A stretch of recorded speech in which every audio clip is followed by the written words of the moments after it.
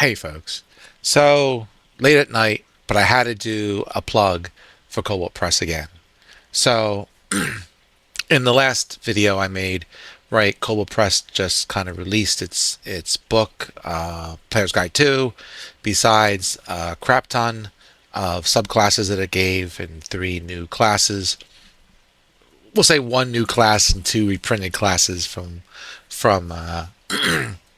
Deep Magic. But still, a crap ton of material, base rules, leveling up to level 30, not stopping at 20, and some other stuff as well, spells. Good stuff. So if you're going to finish a book, that means it's time to immediately get the next book out the door because they got to make money. So the next book they're coming out with is Blood Hunters, with some Gothic horror themes and rules for that. And I got to say I'm excited for this. Mainly because I don't know. I guess everyone has a special spot in their heart for horror.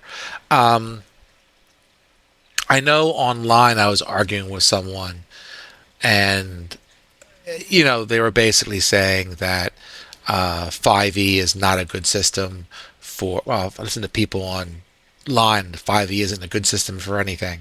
But they at this point were complaining about the for horror, that it's not good for horror. And I'm not going to say it's not good for horror. I mean, you have Ravenloft and other examples that, to me, horror or whatever it might be is on your DM to create the right mood more than the mechanic, right? But there's just, people who want more storytelling, less fighting, in my opinion. They're the ones who I think that would get into that narrative. But that being said, sure, there's nothing in 5e that specifically lends itself to that, unlike, say, the Alien series or something like that, the Alien role playing game or etc. Right? You know, so I want to see what new rules they come up with. Right? I mean, this is going to be cool. Cobalt Press, if anyone can do it, Cobalt Press probably can. I gotta say, I love this art. That's to start with. The whole vampire cross with what, Lady Deathstrike, whatever, with the long fingers. I just like it. At any rate, real quick, right? This is a sample PDF that if you go to the Kickstarter page, you can download. So you can look this over in more detail than I'm going to do here, but they list 5 new subclasses, lineages. You got 3 more, some heritage backgrounds, all kinds of fun stuff. That's all fitting the horror theme, right? Um, and then we'll get into dread villains in a second. But they talk through, give you samples of the subclasses. Again, if you go to Cobalt Press, um, YouTube, YouTube, Kickstarter, all that kind of stuff, you can find videos where they talk about, the people who designed it and give their 2 cents of what they're doing and so forth. So I'm trying to think back to the videos I watched that they put out to make sure I'm touching all the right bases. But you got a Curse Breaker Cleric subclass. I don't know how useful it would be outside of this setting, but I love the idea. Curses is something that was bigger in 1E, and I might fall as much as everybody else. Probably forgot about in 5E. I don't use them probably as much as I should, but I like the idea of a cleric that is just looking to break curses or similar, right? It just really fits. I like that art too. It's pretty cool. Also, as an add-on, or depending on which level you support at, they're gonna have. There's a thing here for tarot cards. You can buy tarot cards as part of the Kickstarter. Um, I'm a sucker for tarot cards. I just am. So that as an add-on is just really cool. So I can blow it up a little bit more, right? There's some obvious cards from the original deck, like Death and Jester, right? The Fool and Jester instead of the Fool. King of Coins, King of Skulls. So I assuming they're keeping the Tarot. That's the lesser deck, right? Where they have the four suits, right? It's what wands, cups, staves, and swords in the original deck. So they're just retheming it, right, with some cool art. So I love that. And it goes on, right? Here's an ancestral, excuse me, sorcerer subclass, and I'm sure the spells they're going to put in here are going to again feed into it. Here's some of the lineages, grave route. Now, one of the things that I heard, talking about, and it's in the Kickstarter, is you can also buy, besides the tarot cards, there's also a Ouija board, as well as there are tokens that you can get. I think they're called dread tokens. You can see them. And it sounded like on the video, when they were talking to the folks that had designed this, that the idea of the tokens will be something along the lines of, if your table is playing in, if one of the players is really playing into the horror theme, even to the point where they're doing something that maybe they shouldn't do if they were playing, you know, for total survival, we'll put it that way, right? That you can get these tokens, and then you're going to be able to spend them, and stuff happens, right? So it was an interesting mechanic to encourage people to actually role play into, the horror theme, right? Because sometimes in horror, people do stupid things, right?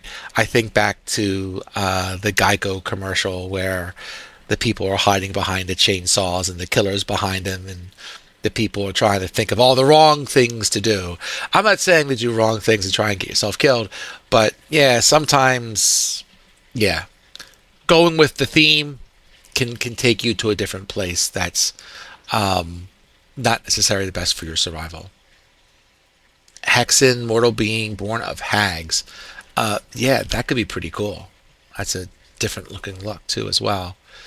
Um, New magic items are listed in here that you can see.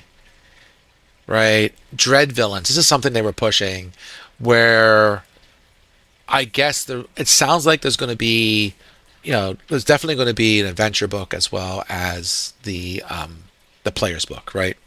And part of it sounded like there was going to be 13 or so adventures in the adventure book, and they're going to have these dread villains in here, which I guess are going to be more powerful, more thematic. Powerful, we'll go with that. They'll be smart, have minions. Each one is, I guess, they're going for each one could be a Dracula type, or whichever your favorite bad guy is, right? Ravenloft, whatever. So you're trying to get folks that are going to be interesting background and be a real pain in the butt. They're meant to be a pain in the butt to the character, and have them last a number of sessions or for a long time. So it's almost like getting, you know, 13 Ravenloft villains, maybe. I don't know. I like the idea. I like the idea because if I have one complaint about Cobalt Press is, their adventures are short. Now they're doing it on purpose, right? They're doing 12 adventures, 13 adventures. Each one is short, but and there's pluses and minuses to that. The plus is when they're short, you can plug them in easily where you need to plug them in at.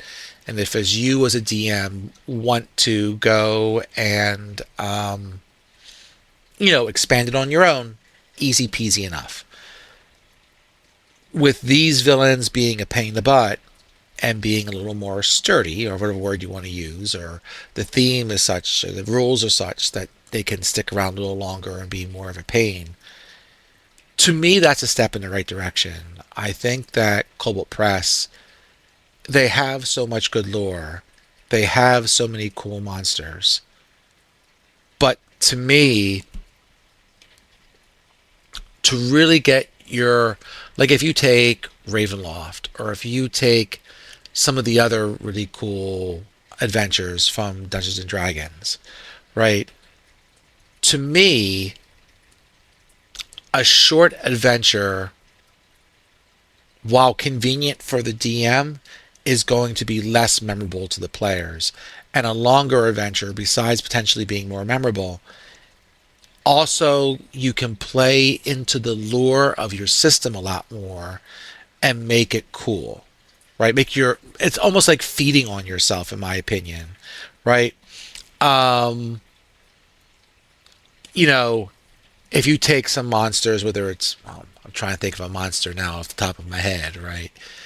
But I think a lot of monsters, or a number of monsters in 5e, 4e, as you go back in time, you know, they became memorable because potentially a lot of times they were in some long module and became cool, right?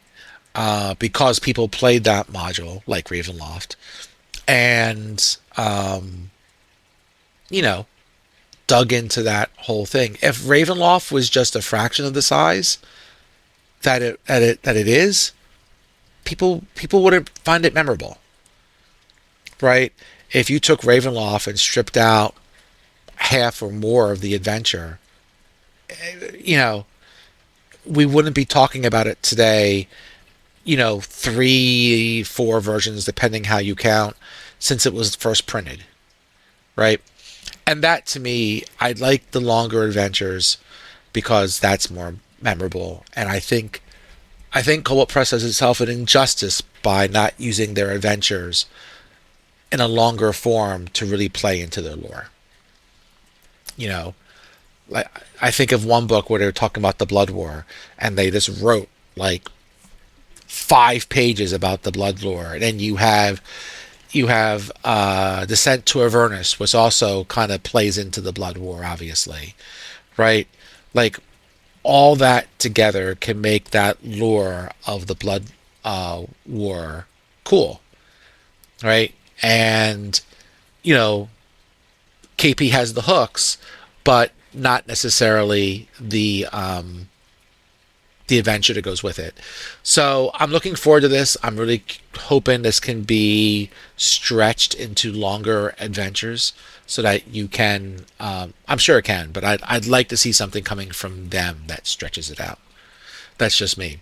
But they sound cool. I mean, this is, body horror or whatever. This looks kind of cool. You got an elf and a fish, and you got some some play on Frankenstein, right? With a bunch of pieces of different creature that's kind of put together. And that's what they show here. So I'm excited for this. I think, as you can tell, so this is a shameless plug for them for one of my two favorite systems, and I can't wait to see what it is. So that's it. Have a good night. Talk to you later.